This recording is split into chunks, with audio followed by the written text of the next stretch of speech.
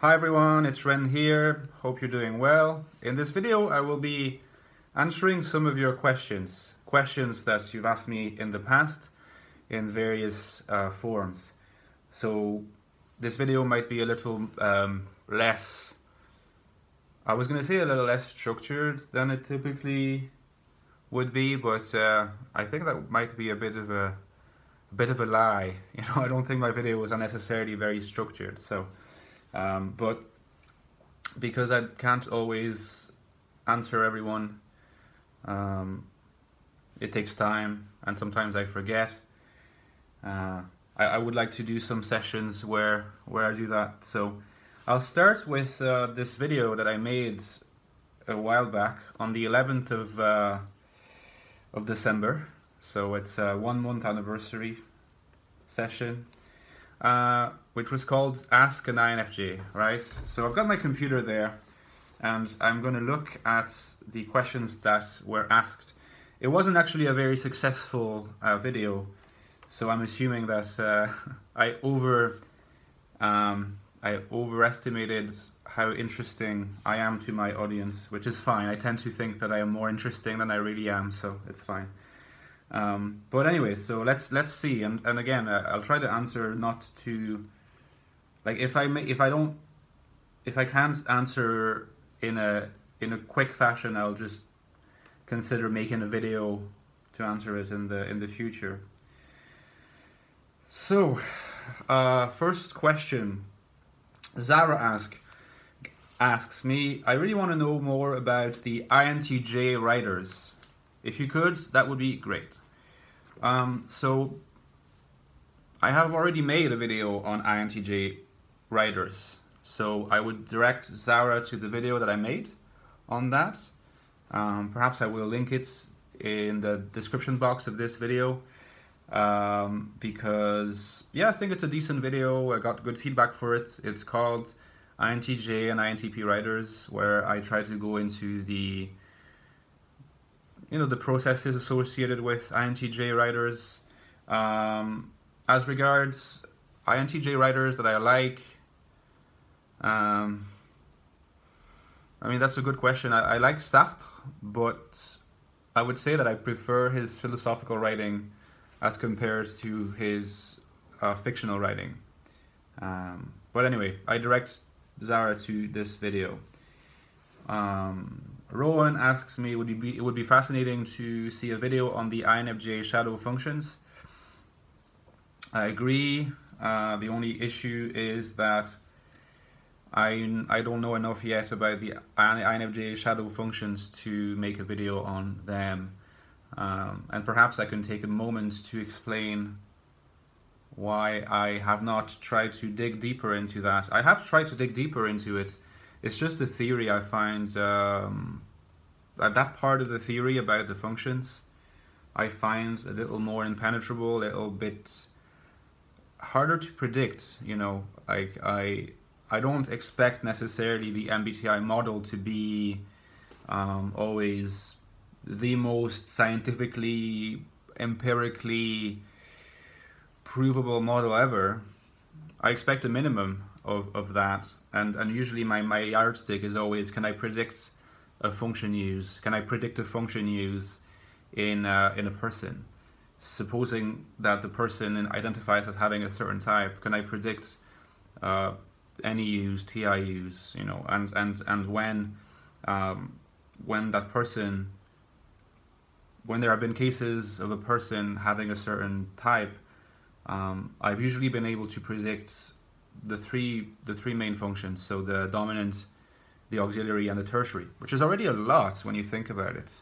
But I've not been able to predict much in the way of the inferior function, first of all, and neither have I been able to predict the shadow functions.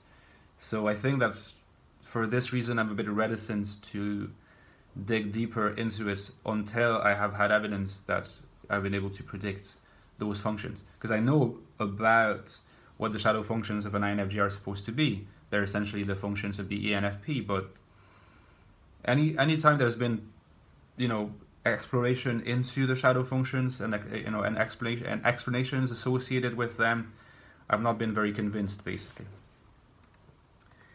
And that's fine. I think that, you know, you can have an approach to a theory that that takes what you think is the most explanatorily correct aspects of it, and not take everything, you know, not to.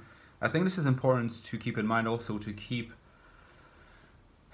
like a relatively sane approach to MBTI, and that would be to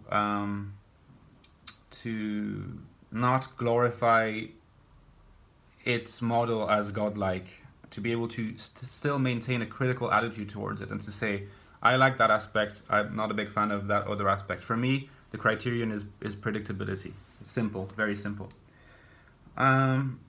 Okay, I've got Margarita's 2008. Maybe I can sort of sit like this. Maybe this would be a little nicer. So Margarita is asking, well, I mean, roughly speaking, her question is, like, does the FE of an INFJ manifest itself even more powerfully when they are talking to or discussing with, interacting with an FI user? Have I experienced in my life my FE coming to the foreground in the presence of an FI user? It's a very interesting question, and to be honest, I would say that when I'm talking with an FI user, when I'm interacting, I'm more aware of my FE, because I can see that my innate desire for harmony and this like sensitivity to the atmosphere, you know, in a place, is something that's like I'm sort of the guardian of, because the FI user is more tuned to other aspects of emotional dynamics, and thus is not going to outwardly manifest a concern for that, and therefore I'll kind of see myself as the guardian of this concern, and become hyper aware of it. So in a sense, yes, I agree. I think I think this is true. Okay, and to be honest, we only have one more person asking questions here. This person is EI and has been asking questions.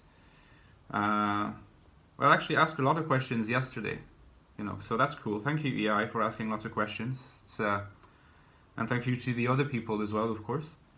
I think it's good because I'm always kind of hungry for new ideas as well. So let's see if there are questions that I can answer straight away, and other ones that I may have to answer in a more detailed, separate video.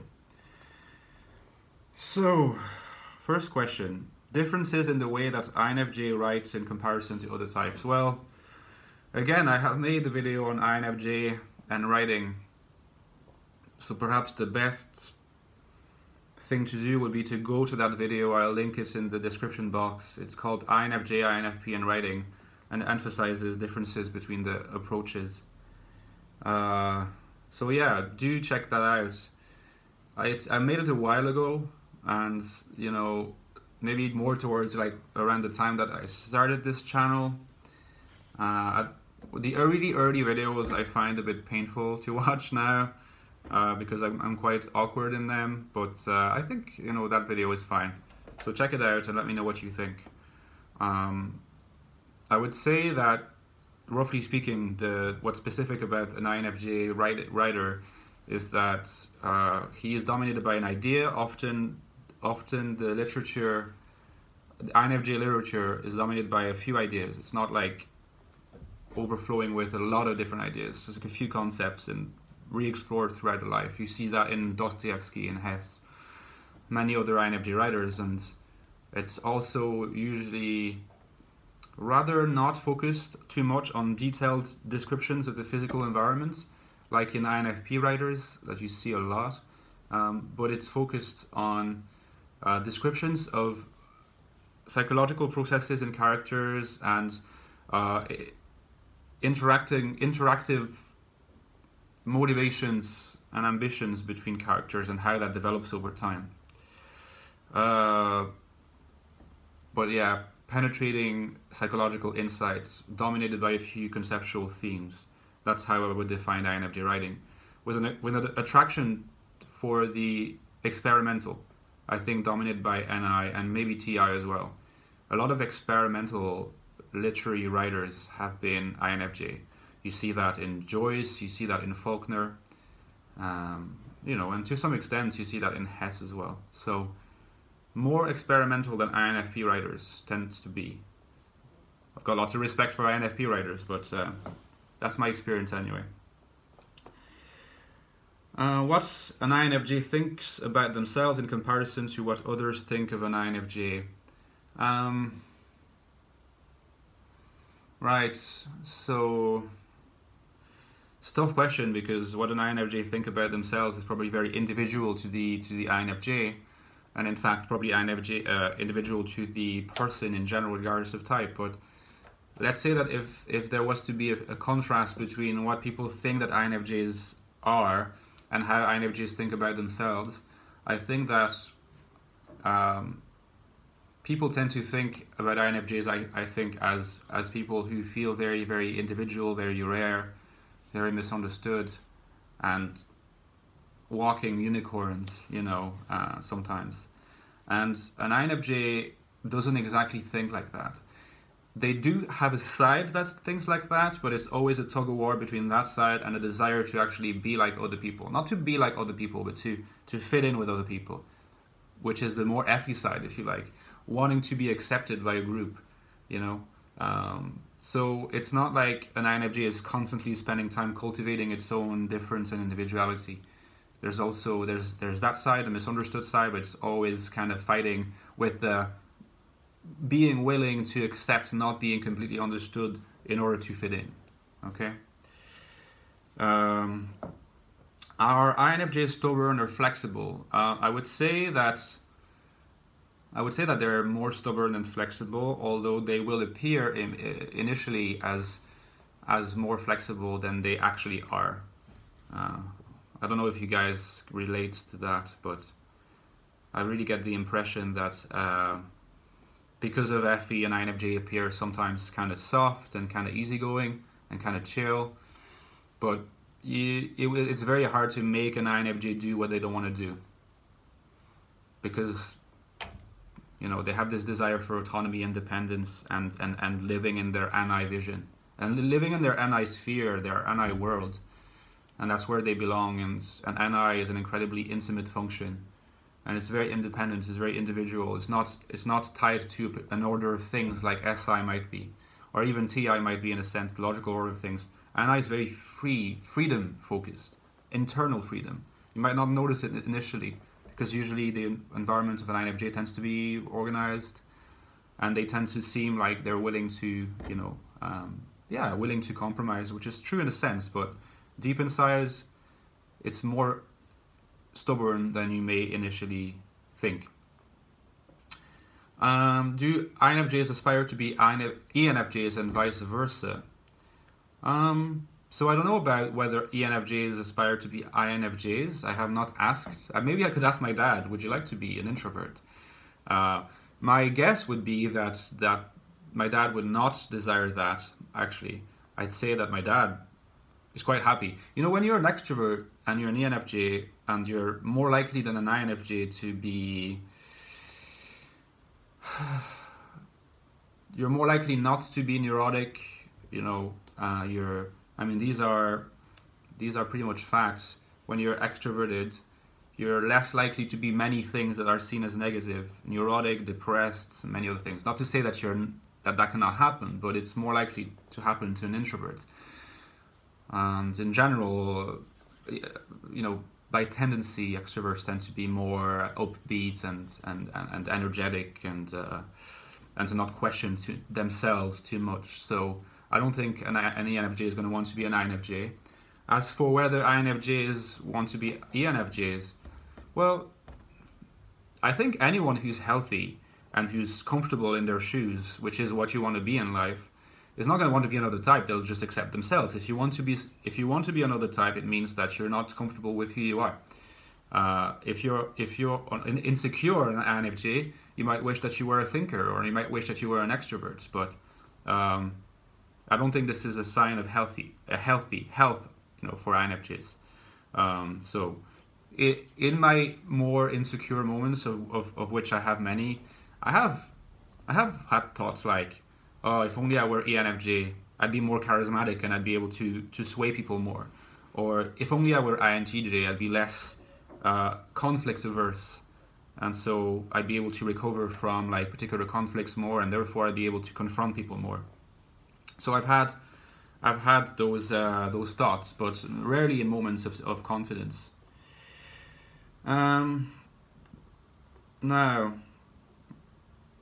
EI is asking many more questions, but because it's already been a while, I've already spent 15 minutes answering questions. EI suggests that I'll tackle those questions in a future video, okay, where I answer them. But in the meantime, guys, I hope that you enjoyed this video and that I've been able to answer your questions in as honest manner as possible.